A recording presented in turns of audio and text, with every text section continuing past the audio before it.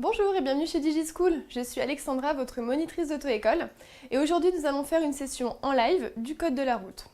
On va diviser cette session en 4 thèmes distincts qui sont la mécanique, l'environnement, les premiers secours et la sécurité.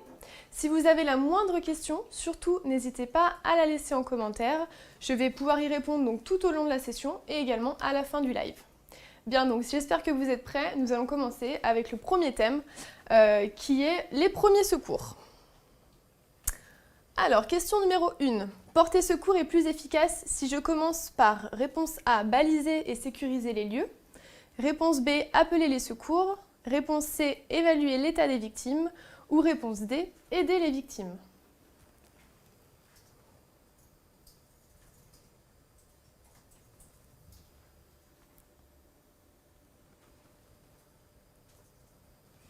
Alors, porter secours lorsque l'on arrive à hauteur d'un accident, ça va être vraiment plus efficace si on balise et on sécurise les lieux. Tout ça pour éviter le suraccident en fait, pour pas qu'il y ait des voitures derrière qui arrivent sur l'accident. Du coup, donc première chose à faire, baliser et sécuriser les lieux. Seconde chose à faire, c'est appeler les secours. Et enfin, la dernière chose à faire, c'est évaluer l'état des victimes. Éventuellement leur parler pour essayer de les réconforter, éventuellement aussi les couvrir si jamais ils ont froid. Quoi qu'il en soit, la première chose à faire, c'est baliser et sécuriser les lieux. Donc la bonne réponse ici, c'est la A. Ensuite, deuxième question. En cas de malaise de mon passager, je m'arrête immédiatement à hauteur de cette borne.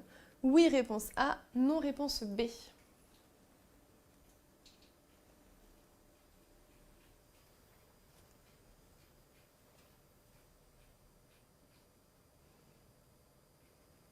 Alors, si mon passager fait un malaise, effectivement, si j'ai une borne SOS à proximité de moi, ça va être préférable de s'arrêter ici.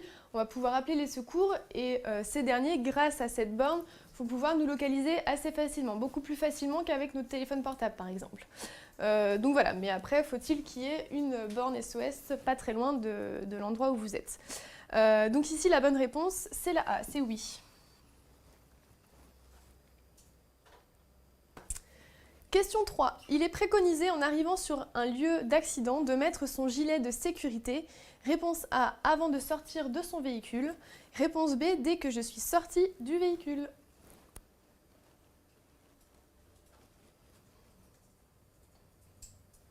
Oups.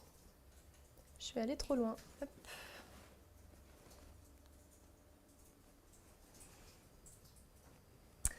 Alors, lorsqu'on arrive sur les lieux d'un accident, vraiment ce qui est préconisé, c'est de se rendre visible le plus tôt possible. Donc du coup, préférez mettre votre gilet de haute visibilité lorsque vous êtes encore à l'intérieur de la voiture avant d'ouvrir votre portière pour sortir. Parce qu'après, en sortant, souvent c'est trop tard, vous risquez de ne pas être vu à temps. Voilà, donc vraiment, mettez le gilet haute visibilité lorsque vous êtes encore dans la voiture et que vous allez sortir. Donc ici, la bonne réponse, c'est la A, avant de sortir. Ensuite, question numéro 4. Cette commande permet, réponse A, d'allumer les feux de détresse de mon véhicule, ou bien réponse B, d'appeler les secours avec le système e-call.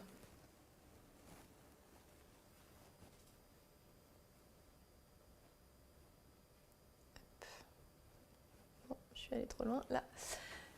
Alors, cette commande...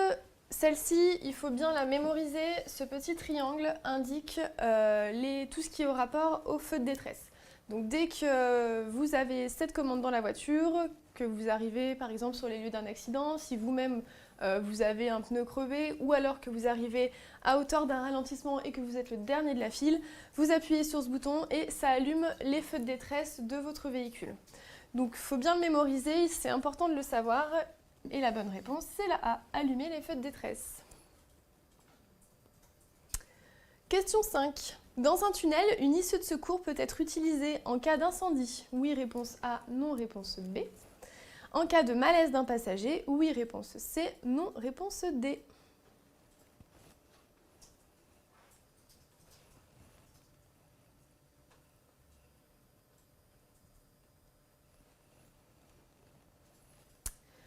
Alors, une issue de secours, elle peut être utilisée en cas d'incendie. Donc là, la bonne réponse, c'est oui. Lorsque vous voyez des fumées dans un tunnel ou que vous entendez une sirène, ne vous posez pas 36 000 questions, vous sortez de votre véhicule, laissez bien les clés sur le contact et vous allez vous réfugier dans une issue de secours. Par contre, en cas de malaise d'un passager, là, on va peut-être pas aller dans l'issue de secours parce que ça va être peut-être compliqué de déplacer votre passager. Donc préférez plutôt de vous arrêter à proximité d'une borne d'appel d'urgence, d'une borne SOS, pour pouvoir alerter facilement les secours. Donc ici, les bonnes réponses sont la A, en cas d'incendie, oui, mais pas en cas de malaise d'un passager. Donc la A et la D. Ensuite, question 6. Le numéro permettant d'alerter les secours depuis un téléphone portable est uniquement le numéro 112. Oui, réponse A. Non, réponse B.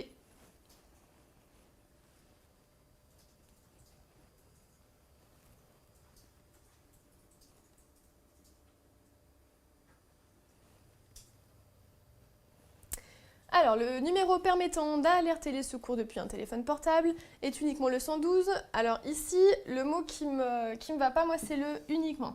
C'est-à-dire qu'il n'existe pas qu'un seul numéro pour alerter les secours.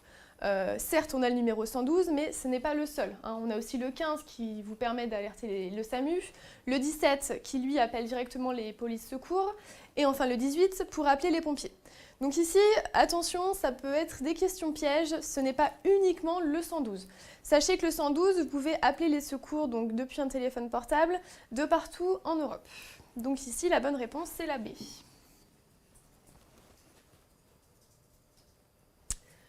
Question 7. Je suis en panne sur une autoroute. Pour avertir les secours, j'utilise réponse A, mon téléphone portable. Réponse B, la borne d'appel d'urgence.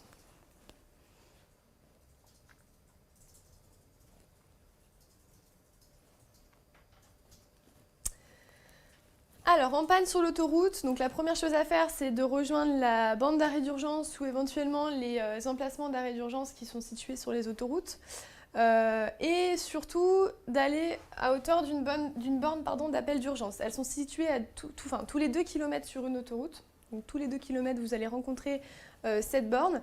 Et donc c'est préférable, si vous avez à choisir, d'utiliser cette borne plutôt qu'un téléphone portable. Parce qu'elle va être facilement localisable par rapport à votre portable qui risque de l'être un peu moins. Donc ici, la bonne réponse, c'est la B.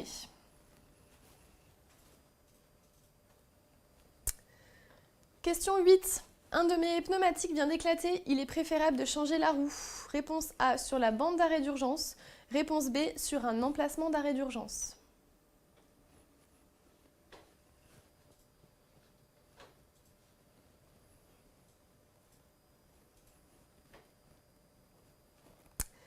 Alors, si l'un de mes pneumatiques éclate, vous allez plutôt changer la roue sur un emplacement d'arrêt d'urgence parce que vous serez quand même un peu plus protégé que sur la bande d'arrêt d'urgence. Là, vous êtes vraiment, vous voyez, l'espace n'est pas très grand, vous êtes vraiment très proche de la route. Si à côté de vous, vous avez des véhicules qui circulent à 130 km/h, ça risque de vous faire bizarre.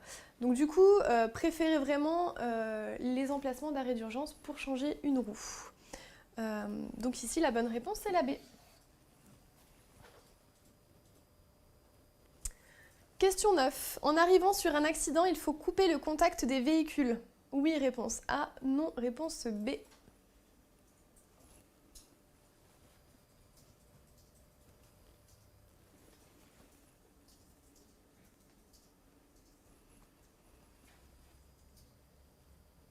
Alors, lorsque vous arrivez sur les lieux d'un accident, si bien entendu le véhicule n'est pas en flammes ou autre, il faut couper le contact de tous les véhicules, justement pour éviter le risque d'explosion, le risque d'incendie, etc.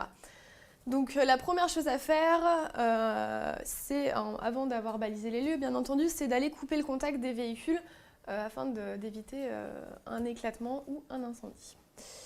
Voilà, donc là, la bonne réponse, c'est la A, c'est oui. Et enfin, question 10. Pour éteindre un début d'incendie sur le véhicule, il est possible d'utiliser réponse A, de l'eau, réponse B, du sable, réponse C, un extincteur, réponse D, une couverture anti-feu.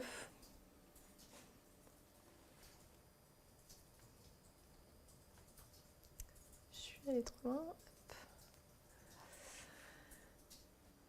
Alors, pour éteindre un début d'incendie sur un véhicule, il est possible d'utiliser, donc là les bonnes réponses sont la B, du sable, parce que ça va permettre d'étouffer les fumées et du coup d'éteindre les flammes. Réponse C, un extincteur. Donc ici, comme vous le savez tous, hein, un extincteur éteint les feux, ou du moins les réduit. Et du coup, voilà, donc vous pouvez utiliser un extincteur et également une couverture anti-feu. Donc il y a très peu de véhicules qui sont munis d'une couverture anti-feu. Si vous, maintenant, vous préférez en acheter une à la place de l'extincteur, vous pouvez tout à fait. Ça va permettre aussi d'étouffer le feu, d'étouffer les fumées et du coup réduire le risque d'incendie. Par contre, n'utilisez pas d'eau. Tout simplement parce que dans le moteur, dans votre voiture, vous avez de l'huile. Et de l'huile très très chaude, si vous la mélangez à l'eau, ça va créer une explosion. Donc surtout, ne balancez pas de l'eau dans votre moteur. Utilisez vraiment soit du sable, soit couverture anti-feu, soit extincteur. Voilà, donc les bonnes réponses ici sont la B, la C et la D. Voilà, donc là c'est la fin de ce premier thème portant sur les premiers secours. Donc on a fini les 10 questions. Si jamais vous avez des questions, je vous écoute, c'est le moment de les poser, n'hésitez pas. Alors la première de Pixel, peux-tu expliquer la prise de position dans un rond-point? Alors, est-ce que je peux expliquer la prise de position dans un rond-point? D'accord, donc là où on doit se placer en fonction de la direction, hein, je pense que c'est ça. Alors dans un rond-point, si vous voulez aller à la première sortie à droite, donc avant le rond-point, si vous avez deux voies, vous allez plutôt prendre la voie de droite, serrer à droite. Si vous avez qu'une voie, c'est pareil, vous serrez le plus à droite possible. Vous mettez un clignotant à droite et vous tournez à droite. Maintenant, si vous voulez aller tout droit dans le rond-point, la rue qui est en face du rond-point, c'est pareil. On reste placé le plus à droite possible, ainsi que dans notre rond-point, on va plutôt prendre l'extérieur du rond-point pour pouvoir aller tout droit. C'est comme une intersection normale en fait, hein. Quand on va tout droit, on essaie de serrer bien à droite. Quand vous voulez aller à gauche, là, vous allez plutôt serrer la gauche, mettre le clignotant à gauche et dans votre rond-point, vous placez plutôt à l'intérieur du rond-point. Et pour faire demi-tour, c'est pareil. On serre à gauche, on se place à l'intérieur du rond-point et on sort pour faire demi-tour. Voilà. Alors en lien, quelle est la différence entre un rond-point et un carrefour à sens giratoire? Alors, quelle est la différence entre un rond-point et un carrefour à sens giratoire? Alors, les carrefours à sens giratoire, c'est vraiment ce qu'on a le plus commun ici. Vous avez des cédés le passage à toutes les intersections. C'est-à-dire que pour pouvoir rentrer dans votre carrefour à sens giratoire, ce sont des cédés le passage. Les ronds-points, à la différence des giratoires, là, vous avez que des priorités à droite. Donc certes, dans le langage commun, on appelle rond-point un carrefour à sens giratoire, mais sachez bien qu'un rond-point, c'est que des priorités à droite. C'est-à-dire que quand vous circulez dans l'anneau du rond-point, toutes les intersections qui viennent de droite, vous devez vous arrêter pour céder le passage au véhicule. Voilà la différence entre les deux. Et une dernière question, pouvez-vous m'expliquer comment anticiper un dépassement? Pouvez-vous m'expliquer comment anticiper un dépassement? Alors là, vous allez surtout évaluer votre vitesse. C'est-à-dire que pour dépasser, il faut entre 15 et 20 km/h en plus de la voiture qui est devant vous, de la voiture que vous voulez dépasser en fait. C'est-à-dire que si vous roulez à 80 km/h, vous allez rouler à 100 km/h pour pouvoir dépasser la voiture devant vous. Vous allez vous aider de vos rétroviseurs, bien entendu, hein, rétroviseur intérieur, rétroviseur extérieur gauche, parce que les dépassements s'effectuent par la gauche, et également vos angles morts. Donc si vous arrivez vite sur une voiture, essayez de contrôler bien avant, de vous assurer qu'il n'y a personne derrière vous, et une fois que vous êtes sûr de ça, vous enclenchez votre clignotant gauche et vous vous déportez. Attention, si vous avez une allure élevée, ne donnez pas un coup de volant, parce que là vous risquez de faire une sortie de route, hein. C'est vraiment tout doucement, vos mains bougent à peine lorsque vous dépassez. Voilà comment l'anticiper. Ok, donc c'est fini pour les questions portant sur ce thème. On va continuer avec le prochain thème qui est l'environnement. Alors, question 11. Pour faire des économies de carburant en descente, réponse A, je passe au point mort. Réponse B, je coupe le contact. Réponse C, j'arrête d'accélérer.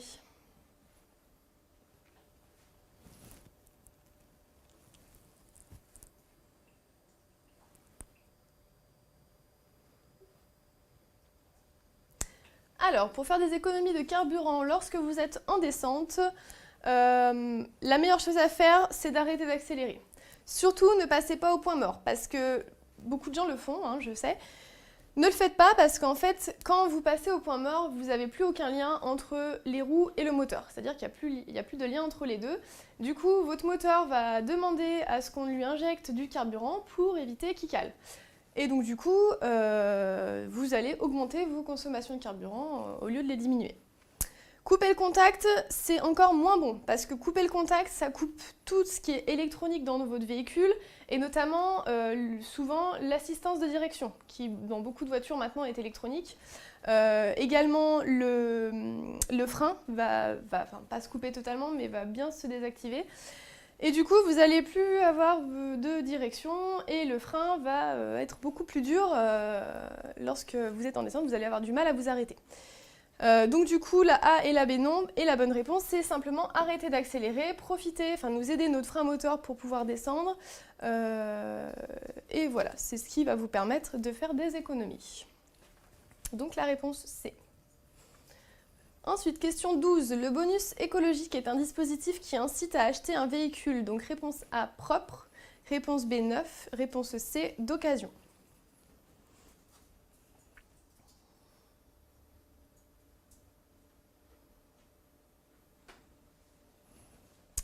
Alors, le bonus écologique, c'est une aide qui a été mise en place par l'État pour inciter les gens à acheter des véhicules, donc, dans un premier temps neufs. Et maintenant, la plupart des véhicules neufs sont quand même des véhicules dits propres, c'est-à-dire des véhicules qui ne consomment pas énormément de carburant. De plus en plus, on a des véhicules hybrides aussi qui marchent aussi bien à l'énergie thermique que électrique. Donc du coup, voilà, ça va vous aider, ça va pousser les gens à acheter donc, des véhicules plutôt neufs et des véhicules propres. Véhicules d'occasion, du coup, non, ça ne marche pas. Hein. Ça marche vraiment sur les véhicules neufs. Donc ici, les bonnes réponses sont la A et la B. Question 13. Sur la fiche technique d'un pneumatique, je peux avoir des renseignements sur réponse A, la consommation, réponse B, la tenue de route par temps sec, réponse C, la tenue de route par temps mouillé, et réponse D, le bruit de roulement.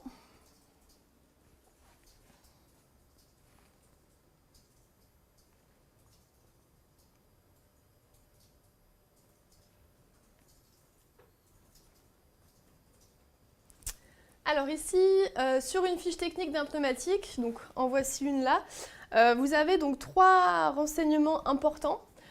Le premier qu'on a tout en haut ici, oups, ça bouge l'image. Le premier qu'on a tout en haut ici, c'est sur la consommation. Donc vous voyez, il y a une petite pompe à essence. Donc là, c'est sur la consommation de carburant. Par exemple, ce pneu, il est niveau B. Donc niveau B, c'est un pneu qui ne consomme pas énormément. Vous avez également donc ici sur la tenue de route, on voit un petit nuage avec des gouttes d'eau, c'est la tenue de route par temps mouillé, donc lorsqu'il pleut, comment va réagir votre pneumatique, est-ce qu'il va plutôt bien accrocher le bitume ou pas. Et enfin, ce qu'on voit ici, le petit symbole, c'est le bruit de roulement. Donc là, c'est si votre véhicule fait du bruit ou pas lorsque vous roulez, hein, ça peut être le cas. Donc les bonnes réponses ici sont la A, la C, et la D, il n'y a aucun renseignement sur la tenue de route par temps sec. Question 14. Si j'achète exactement ce modèle de voiture, la mesure de rejet en gaz carbonique, donc CO2, indiquée sur l'étiquette énergie figurera sur mon certificat d'immatriculation. Donc oui, réponse A, non, réponse B.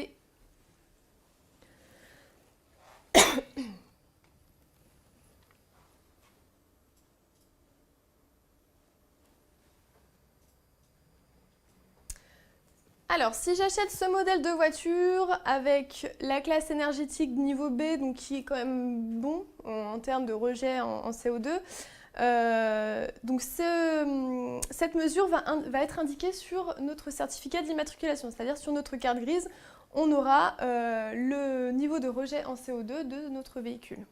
Donc ça sera indiqué. Ça, pareil, il faut le savoir. Donc la bonne réponse ici, c'est la A. Question 15 ensuite. Avec un véhicule essence pour économiser du carburant, j'enclenche la vitesse supérieure quand le régime moteur atteint environ. Donc réponse A, 1500 tours par minute. Réponse B, 2500 tours minute. Réponse C, 4500 tours minute. Et enfin réponse D, 5500 tours minute.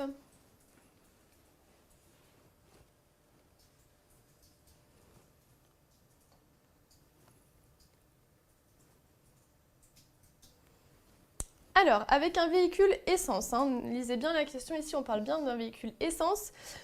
Pour économiser du carburant, je vais enclencher donc la vitesse supérieure lorsque mon régime moteur, c'est-à-dire cette aiguille là que vous voyez là, atteint les 2000-2500 tours, donc tours minute. Donc là, c'est bien pour les véhicules essence. Sur les véhicules diesel, là, vous êtes plutôt sur du 1500 tours minute. Donc voilà, ne confondez pas les deux, essayez de bien retenir les deux. Sur un véhicule essence, on est à 2500 tours minute pour pouvoir enclencher la vitesse supérieure. Donc ici, la bonne réponse, c'est la B. Question 16. Le pot catalytique permet de réduire les rejets de polluants. Oui, réponse A. Non, réponse B. Il est obligatoire. Oui, réponse C. Non, réponse D.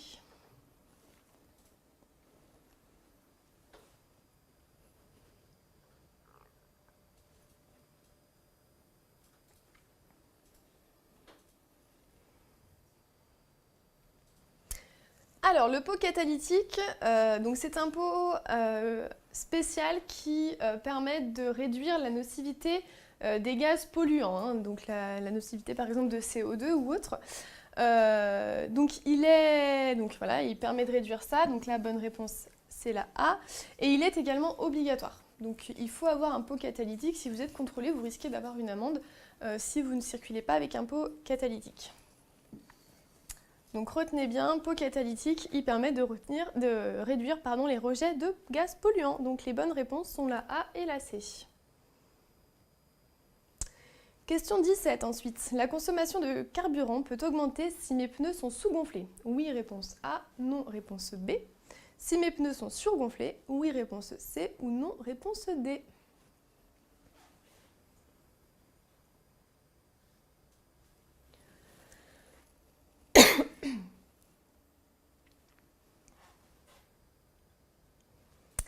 Alors, la consommation de carburant va augmenter, et ça c'est sûr, si mes pneus sont sous-gonflés. C'est-à-dire que si vos pneus ne sont pas assez gonflés, ça va augmenter la consommation de carburant.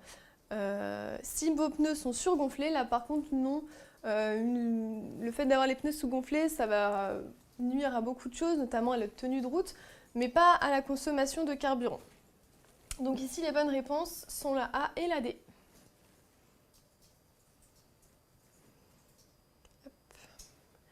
Question 18.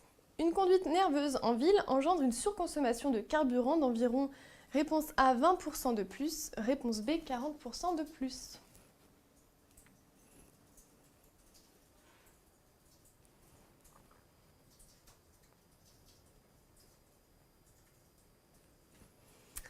Alors, une conduite nerveuse, c'est-à-dire avoir une conduite où on enchaîne les accélérations brutales, les freinages brusques, etc., va engendrer une surconsommation de carburant, ça c'est sûr, contrairement à une conduite souple, c'est-à-dire une conduite où on anticipe un peu plus les ralentissements, etc.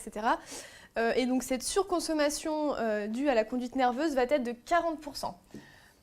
Donc là, c'est des chiffres qu'il faut quand même retenir parce que vous risquez d'avoir ça à l'examen, notamment sur tout ce qui touche l'environnement.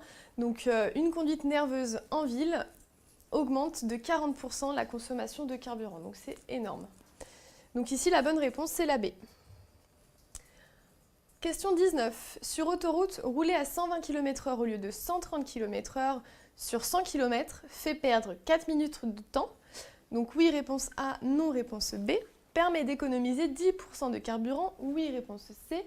Non, réponse D.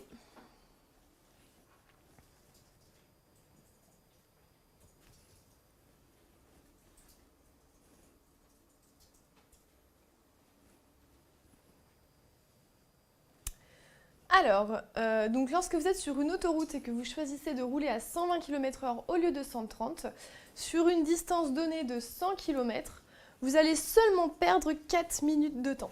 Donc c'est rien du tout, 4 minutes, alors que vous aurez baissé de 10 km/h votre allure. Donc ici, la bonne réponse, c'est la A. Permet d'économiser 10% de carburant, c'est également le cas. Ça c'est sûr, puisque vous roulez moins vite, vous allez forcément économiser du carburant.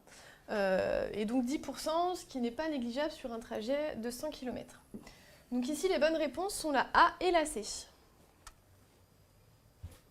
Et enfin, dernière question portant sur ce thème. La question 20, le régulateur de vitesse est une aide efficace à l'éco-conduite. Réponse A en montagne, réponse B sur autoroute ou réponse C en ville.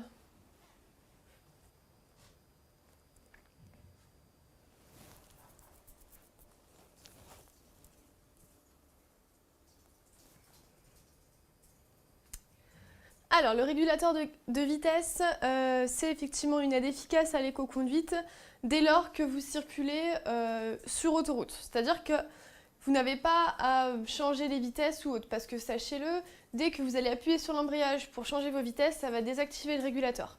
Donc déjà, en ville, c'est sûr qu'on ne peut pas l'utiliser. Et également en montagne, parce que les routes de montagne, on enchaîne des montées et des descentes. Donc des fois, il faut souvent rétrograder pour pouvoir reprendre un peu de puissance. Et donc du coup, encore une fois, si vous appuyez sur l'embrayage, ça désactive tout. Donc ce n'est pas nécessaire d'utiliser en montagne et en ville.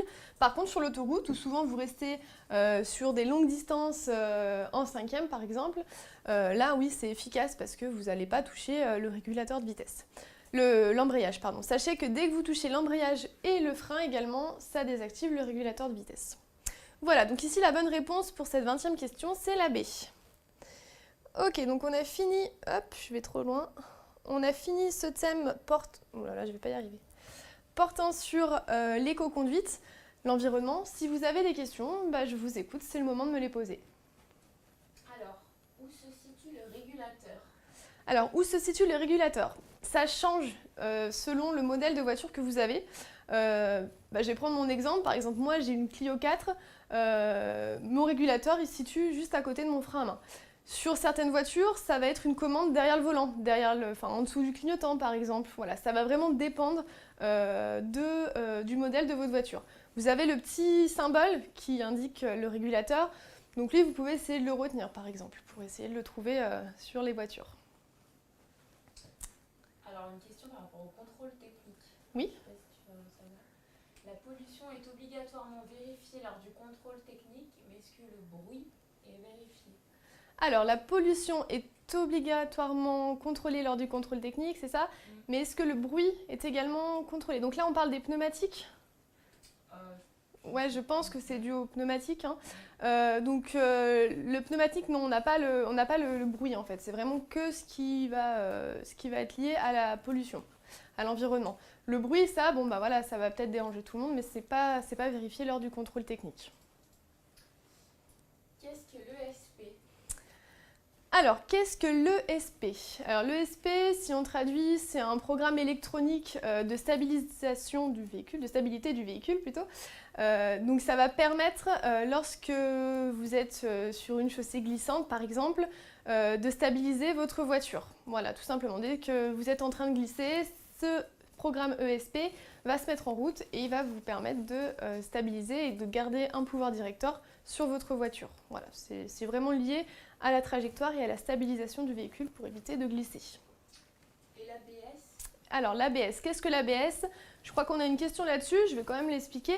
L'ABS, c'est l'anti-blocage des roues, c'est-à-dire qu'en cas de freinage brusque, vos roues ne vont pas se bloquer, parce que si elles se bloquent, vous allez partir en glissade, en glissant. Elles vont se bloquer et se débloquer, se bloquer et se débloquer. Donc ça fait souvent un gros bruit, mais bon, c'est pour notre sécurité. Voilà, ça va vous permettre encore une fois de garder de la stabilisation au niveau de votre véhicule, hein, de garder une trajectoire plutôt correcte lorsque vous allez freiner. Voilà, tout simplement. Et une dernière, ouais. Et on arrête. La différence entre le régulateur et le limitateur. Alors, la différence entre le régulateur et le limiteur de vitesse, hein, c'est pas limitateur, c'est bien limiteur de vitesse. Alors le régulateur, lui, il permet d'enregistrer une vitesse. Par exemple, vous roulez sur autoroute, vous décidez de rouler à 120 km/h, vous allez enregistrer votre vitesse de 120 km/h et à partir de là, vous n'avez plus à accélérer. Là, vous restez, votre voiture, elle roule à 120 km/h sur la distance donnée. Maintenant, le limiteur de vitesse, lui, pareil, vous pouvez enregistrer une vitesse. Par exemple, vous êtes en ville, vous n'avez pas envie de faire un excès de vitesse parce que vous êtes dans une zone de radar ou autre. Donc vous enregistrez 50 km/h et là vous aurez beau appuyer sur l'accélérateur, votre voiture elle va rester bloquée à 50 km/h. À la différence du régulateur, dès que vous allez arrêter d'accélérer, votre voiture va également ralentir l'allure. Donc voilà, là il faut rester le pied sur l'accélérateur contrairement au régulateur où là vous pouvez enlever votre pied. Voilà. C'est tout bon pour les questions ? Ok, on va continuer avec le prochain thème, hop, qui porte sur la mécanique. Et donc la première question, la question 21. Si l'aiguille de la jauge de gauche se trouve dans la zone rouge, réponse A, je dois m'arrêter le plus tôt possible. Réponse B, je peux continuer ma route.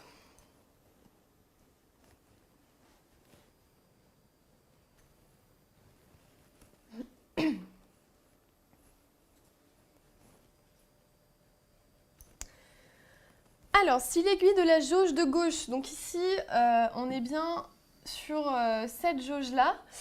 Alors, je ne sais pas si vous voyez bien le petit symbole. Là, on est vraiment sur le liquide de refroidissement. Hein, vous voyez, il y a des vagues avec un thermomètre qui nous indique le niveau du liquide de refroidissement, enfin, du moins la température de ce liquide. Et donc, si il est situé dans la zone rouge, il faut s'arrêter le plus tôt possible. Et d'ailleurs, retenez-le, dès que vous avez un voyant rouge, quel qu'il soit, allumé sur votre tableau de bord, c'est que forcément, vous devez vous arrêter le plus vite possible, le plus tôt possible, en sécurité bien entendu. Donc ici, si l'aiguille va dans la zone rouge, c'est que votre véhicule est en surchauffe, vous avez une surchauffe moteur, et que du coup, il faut vous arrêter. Voilà, donc là, la bonne réponse, c'est la A. Je dois m'arrêter le plus tôt possible. Question 22. Pour remettre de l'huile, j'ouvre le réservoir. Réponse A numéro 1, réponse B numéro 2 ou réponse C numéro 3. Alors, je vous mets la photo en grand pour que vous puissiez bien voir chaque réservoir.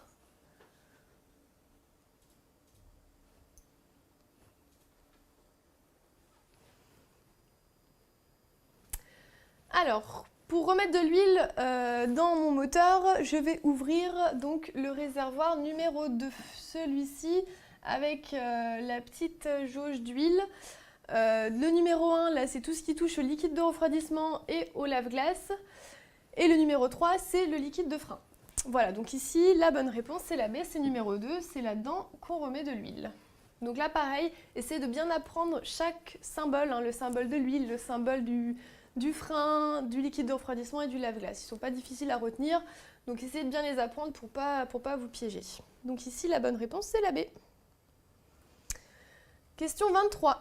Une baisse soudaine du niveau du liquide de frein indique l'usure des plaquettes. Oui, réponse A, non, réponse B. Une fuite. Oui, réponse C ou non, réponse D.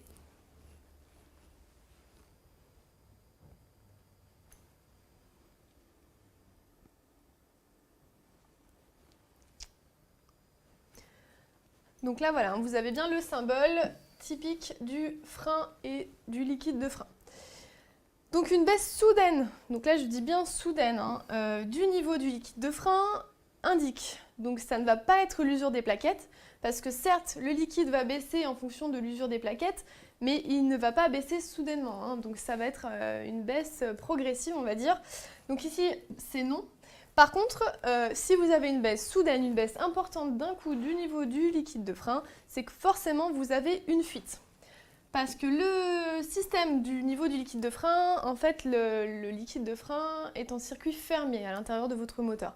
Donc si jamais vous avez une baisse soudaine, c'est que forcément il y a une fuite. Et là, attention, ce n'est pas à vous de remettre du liquide de frein, il faut bien l'emmener chez un spécialiste, chez un garagiste, pour que ce soit lui qui le fasse, pour qu'il puisse réparer la fuite. Hein. Vous ne pouvez pas la réparer vous-même. Donc ici, les bonnes réponses sont la B et la C. Question 24. Il faut changer les balais d'essuie-glace s'ils présentent des craquelures. Donc oui, réponse A, non, réponse B. Ou bien s'ils laissent des traces sur le pare-brise. Oui, réponse C ou non, réponse D.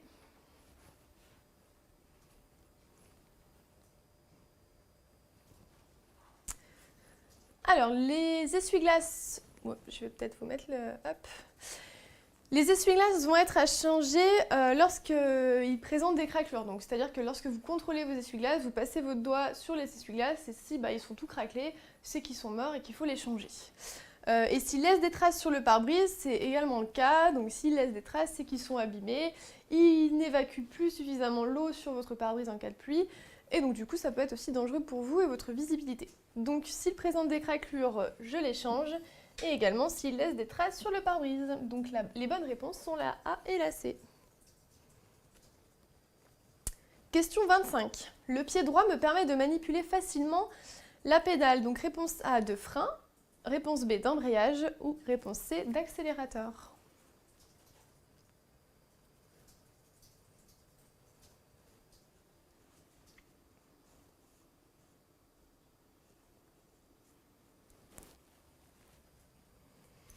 Alors, le pied droit, lorsque vous êtes installé à votre poste de conduite, il va manipuler facilement donc, la pédale d'accélérateur qui est donc ici et également la pédale de frein qui est ici. Donc ça, c'est le pied droit qui gère, il gère ces deux pédales.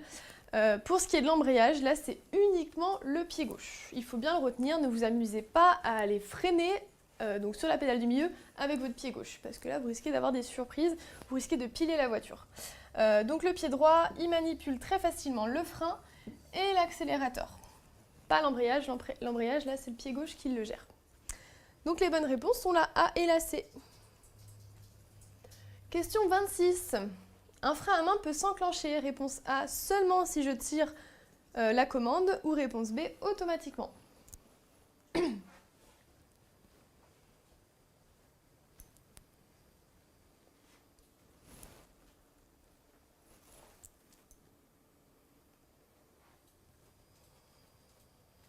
Alors, un frein à main, il peut s'enclencher. Donc ici, c'est pareil, lisez bien toutes les réponses et surtout la question. Il y a encore un mot qui me dérange, c'est seulement. Hein. Donc un frein à main, il peut s'enclencher lorsqu'on tire sur la commande, mais pas seulement. Donc là, la réponse A ne va pas. Il peut également s'enclencher automatiquement, en fonction du modèle de véhicule que vous avez. Donc soit vous tirez, soit automatiquement. Mais en tout cas, seulement, j'en veux pas, donc c'est non. Ici, la bonne réponse, c'est la B, automatiquement. Il peut s'enclencher automatiquement. Ensuite, question 27. Quel feu à l'arrière est de couleur jaune? Réponse A, le clignotant. Réponse B, les feux de position. L'intérêt de ces feux est, réponse C, d'être vu par les autres usagers, ou réponse D, d'indiquer son intention de changer de direction.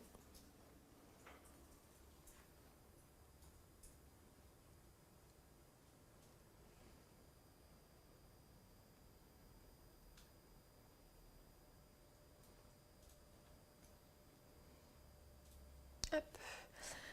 Alors, quel feu à l'arrière est de couleur jaune? Donc là, on le voit bien sur la photo, celui-ci. Et donc celui-ci, c'est facile, il est à retenir, c'est le clignotant. Les clignotants sont toujours en jaune, sont toujours éclairés en jaune. Donc là, la bonne réponse, c'est la A. Les feux de position, eux, ils sont éclairés en rouge. Hein, et normalement, ils s'éclairent dans cette zone-là. Hein, donc ils sont en rouge. L'intérêt de ces feux, donc des clignotants, c'est donc d'être vu par les autres usagers ou bien d'indiquer son intention. Donc ici, c'est indiquer son intention de changer de direction. Pas être vu par les autres usagers, puisque ça, c'est le rôle des feux donc, de position qui sont à l'arrière de votre véhicule. Donc ici, les bonnes réponses sont la A et la D. Question 28. La roue de secours est réponse A obligatoire, réponse B facultative.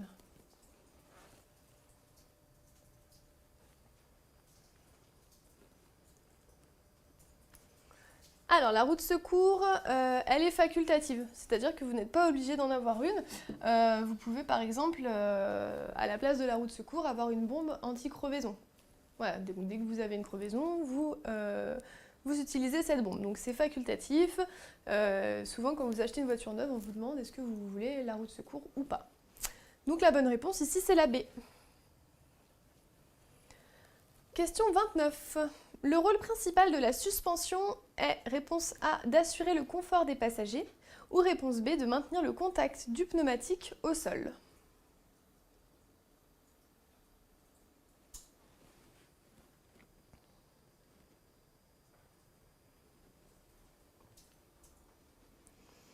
Alors, le rôle principal de la suspension, c'est non pas d'assurer uniquement le confort des passagers, mais ça va être surtout de maintenir le contact du pneumatique au sol.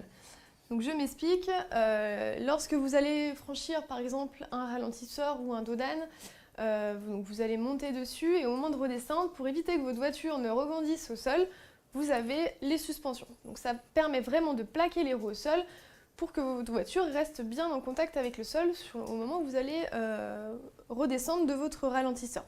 Voilà, donc ça c'est le rôle de la suspension.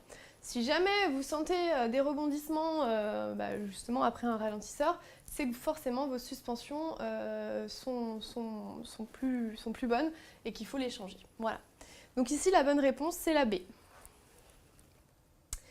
Et enfin, dernière question sur ce thème, la profondeur minimum des sculptures du pneu doit être de réponse A 1 mm, réponse C 1,6 réponse B 1,6 mm ou réponse C, 2 mm.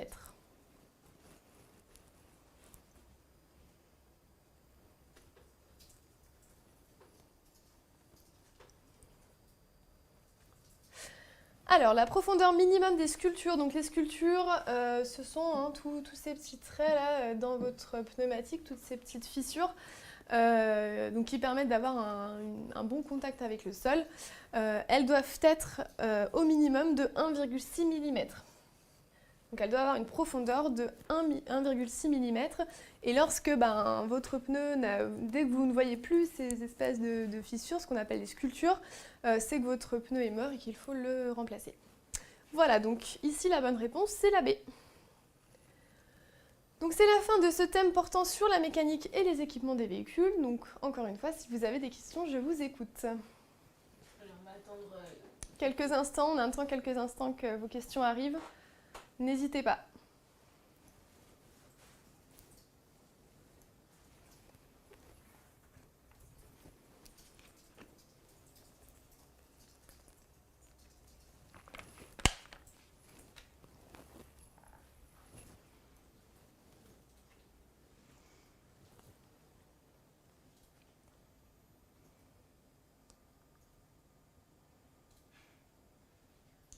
On va continuer, on verra si on a pour la... Ouais, donc vos questions ne sont pas rapides.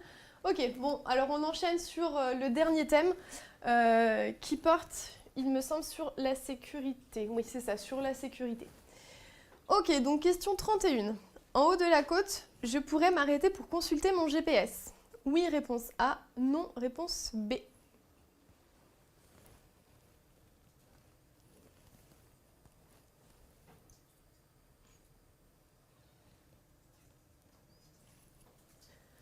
Alors, en haut de cette côte, je pourrais m'arrêter pour consulter mon GPS, c'est-à-dire ici.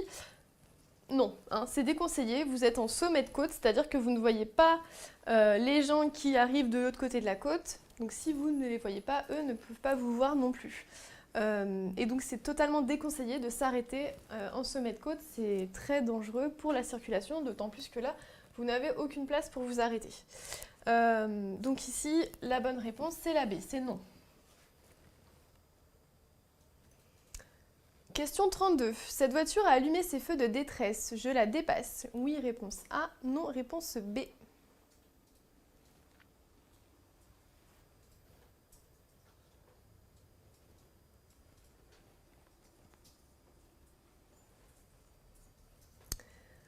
Alors, si la voiture juste devant vous allume ses feux de détresse, c'est que soit il y a un ralentissement, soit elle est en danger, soit il y a un obstacle ou un danger devant. Donc, plusieurs possibilités.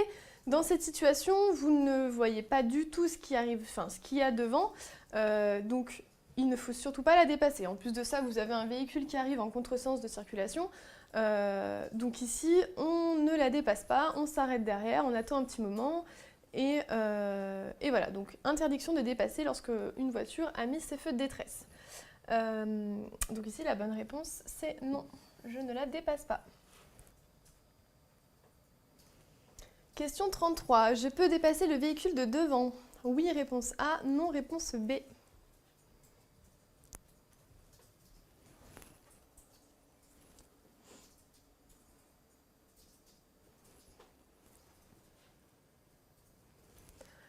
Alors, dans cette situation, on va dire que toutes les conditions sont bonnes pour pouvoir dépasser. C'est-à-dire que vous avez une ligne discontinue, donc qui vous autorise à dépasser. Devant vous, vous avez une bonne visibilité et pas de véhicule qui arrive. Seulement, si l'on observe bien, vous pouvez vous aider d'ailleurs de ça, de l'ombre. Ici, on peut voir, hop, je vais l'entourer, qu'on a un motard ou un scooter ou on ne sait pas, qui est en train de nous dépasser. Donc ce motard, vous voyez, on ne le voit pas dans notre rétroviseur, c'est qu'il est situé dans notre angle mort. Donc là, heureusement qu'on a le soleil dans le dos et que l'ombre permet de le voir, parce que sinon on ne pourrait pas le voir, sauf si on se retourne pour contrôler l'angle mort. Donc ici, on ne peut pas dépasser le véhicule de devant, ça serait trop dangereux de se décaler alors qu'on est en train de se faire dépasser. Donc la bonne réponse ici, c'est la B.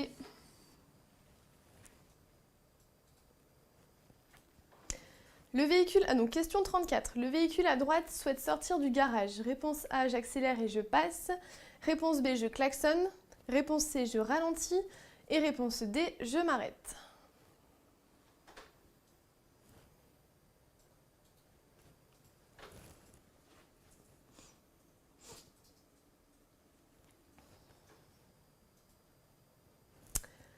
Alors le véhicule à droite, donc juste là à la sortie du garage, donc souhaite s'insérer dans la circulation. Quel est le comportement que je dois adopter dans ces situations? Donc là, cette voiture représente un danger immédiat dans la mesure où je viens de voir apparaître donc le nez de la voiture. Le conducteur ne peut pas me voir. Vous voyez, il n'y a aucun miroir qui pourrait me rendre visible. Donc du coup, ce conducteur va s'avancer le plus tôt possible. Jusqu'à qu'il puisse voir ce qui arrive aussi bien à droite qu'à gauche. Donc ici, je ne veux pas qu'il s'avance parce que moi j'ai une voiture quand même à ma gauche et du coup je ne peux pas faire un écart. Donc je vais klaxonner parce que ça représente quand même un danger immédiat et je vais surtout ralentir. Donc je ralentis, je klaxonne. Si mon coup de klaxon n'a rien fait, bah là je vais m'arrêter pour m'assurer que le véhicule ne continue pas d'avancer. Donc ici, les bonnes réponses sont la B, je klaxonne, et la C, je ralentis.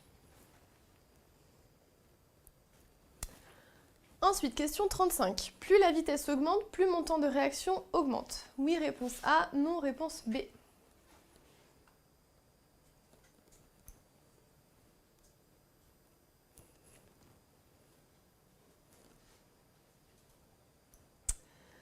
Alors, plus la vitesse augmente, plus mon temps de réaction augmente. Alors ici, c'est faux. En fait, le temps de réaction ne dépend pas de la vitesse. C'est-à-dire que le temps de réaction, c'est vraiment propre à l'humain. Il va dépendre de la fatigue, il va dépendre du fait que vous avez consommé de la drogue, bu de l'alcool, etc.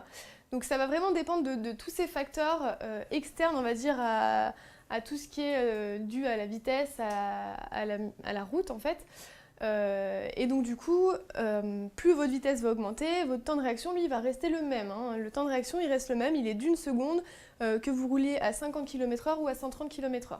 Donc la vitesse n'a pas un lien direct sur le temps de réaction. Hein. Ça, il faut bien le comprendre.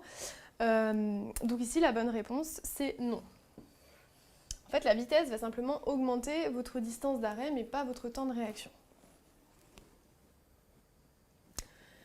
Question 36. Lorsque je double ma vitesse, je multiplie la violence du choc par 2 ou par 4. Donc par 2, c'est la réponse A et par 4, la réponse B.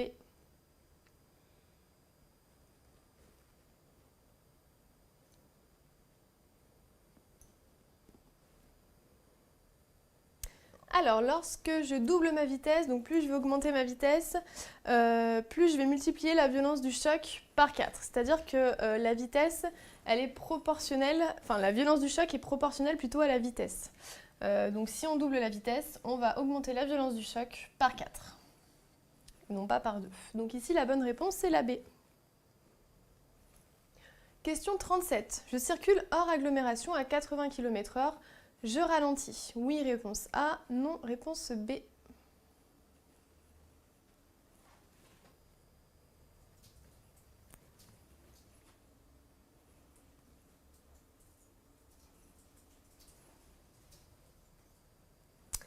Alors là, je suis hors agglomération, j'arrive à hauteur d'une intersection.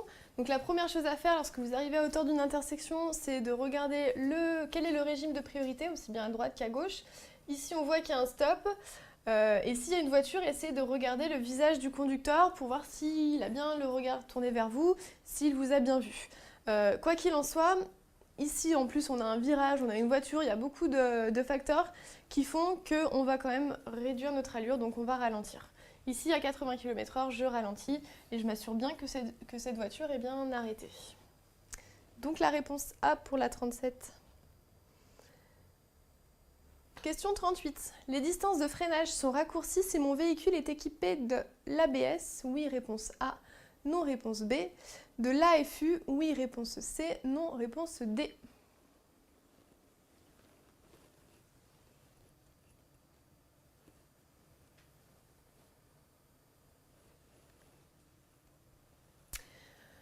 Alors, l'ABS, donc comme je l'expliquais tout à l'heure, l'ABS c'est l'anti-blocage des roues. Ça va permettre lorsque vous freinez de ne pas bloquer les roues de votre véhicule. Ça va vous permettre de garder un pouvoir directeur sur votre voiture. Donc l'ABS, il ne va pas réduire par contre les distances de freinage. Donc ça, ce sont des idées reçues qu'on pourrait vous dire. L'ABS ne réduit pas les distances de freinage, il va simplement vous aider à garder une bonne trajectoire avec votre véhicule. Maintenant l'AFU. Donc l'AFU, si l'on traduit, c'est l'aide au freinage d'urgence.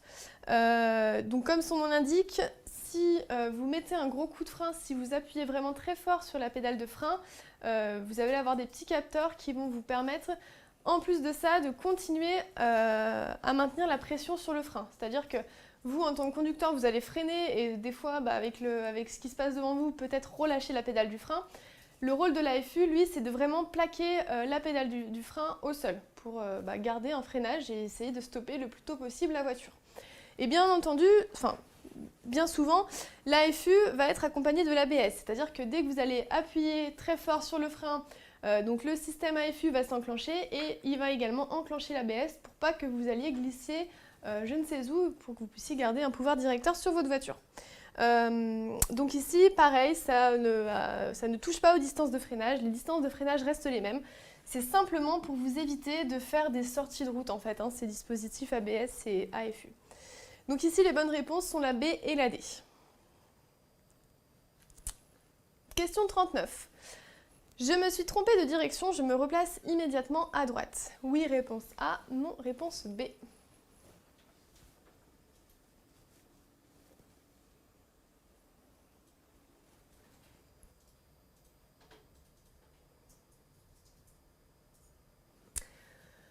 Alors, dans cette situation, je me suis trompée de direction, ça arrive. Par contre, lorsque vous êtes engagé dans une voie de stockage, donc on appelle ça voie de stockage, vous ne pouvez plus repartir sur la droite. Vous ne pouvez plus repartir d'où vous venez. Donc ça, c'est la règle, qu'il y ait quelqu'un ou pas d'ailleurs. Dans cette situation, on a quand même une voiture qui est ici. Donc là, c'est sûr que si vous vous replacez à droite, vous allez créer un accident. Donc c'est à éviter parce que c'est beaucoup trop dangereux, donc c'est pas grave. Vous vous rendez compte que vous êtes trompé de direction, vous tournez quand même et vous faites demi-tour si nécessaire un peu plus loin. Mais surtout, n'allez pas vous replacer à droite. Donc ici, la bonne réponse, c'est la B. Et enfin, dernière question. Mon véhicule mesure 2,5 mètres. Je peux passer? Donc oui, réponse A, non, réponse B.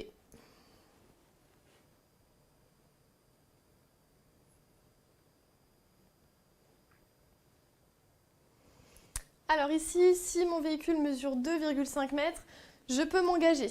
Alors ça c'est pareil, il faut savoir, les panneaux indiquant une mesure à ne pas dépasser, si par exemple, comme ici, c'est le cas ici, vous êtes à 2,5 mètres, vous pouvez passer. En fait, ça concerne vraiment toutes les mesures supérieures à 2,5 mètres. Si votre véhicule fait 2,6 mètres, là vous ne pourrez pas y aller. Par contre, à 2,5 mètres, vous pouvez passer et moins. Donc ici, la bonne réponse, c'est la A, c'est oui. Voilà, donc c'est la fin de cette session avec ces 4 thèmes. Donc si vous avez des questions, c'est le moment de me les poser. Là, c'est la fin du live, donc je vous écoute. Alors, la première question qui date de tout à l'heure, c'était une jeune fille qui ne voit pas le pare-choc de sa voiture et qui se demandait si c'était grave ou pas pour sa conduite. Alors, est-ce qu'il est grave ou pas de ne pas avoir le pare-choc de votre voiture ?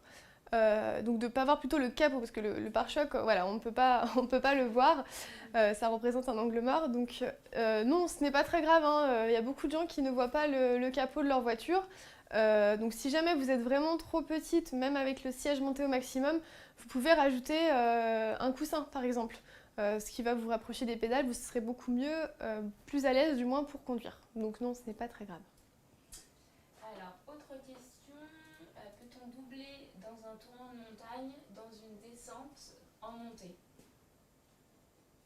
Alors, peut-on doubler dans un tournant de montagne dans une descente ou une montée en fait? Ouais. Dans quel cas on peut ou on ne peut pas doubler? Doubler, d'accord. Ça dépend en fait de votre visibilité. Le dépassement, en fait, c'est vraiment en fonction de votre visibilité. Si vous êtes dans un virage et qu'il n'y a aucune visibilité, mais bien entendu que c'est déconseillé de dépasser. Il peut y avoir des voitures. En fait, il faut toujours vous imaginer le pire. Il faut toujours vous imaginer qu'il y a des voitures qui pourraient arriver en face. Et dans ce cas-là, ça va en dissuader beaucoup de dépasser en fait. Donc voilà. Par contre, si vous avez une très bonne visibilité, si c'est un virage et vous voyez très bien ce qu'il y a à la sortie du virage, vous pouvez y aller sans problème, oui, bien entendu.